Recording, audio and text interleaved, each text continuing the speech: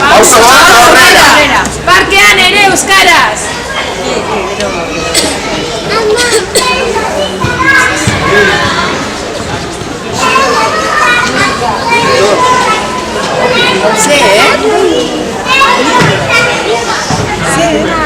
Zer?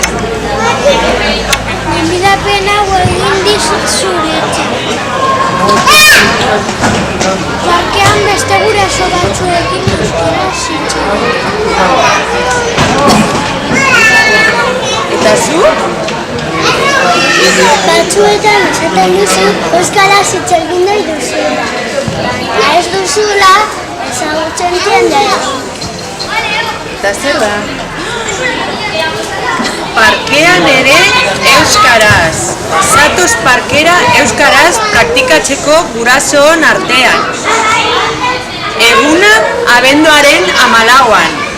Tokia Mendiguren enparantza. Ordua 5:04 gutxietan. Ederto, izena emango dut.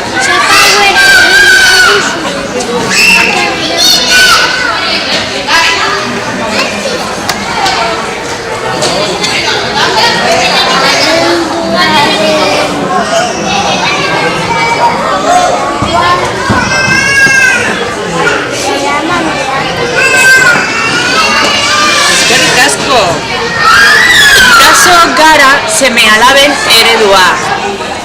Beraz, guri dagokigu ere parte hartzean euskararen transmisioan.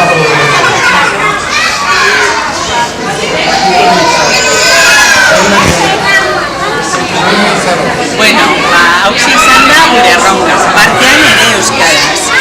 Helburua da, gurasook seme-alabekin parkean biltzea euskaraz mintzatzeko.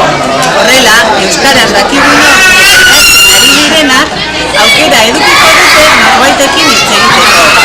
Umeei eredua emanez, euskara sustatuz eta agian denboraren poderioz gure seme-alabek esan ahal izango dute bere ama hizkuntza edo aita hizkuntza euskara dela.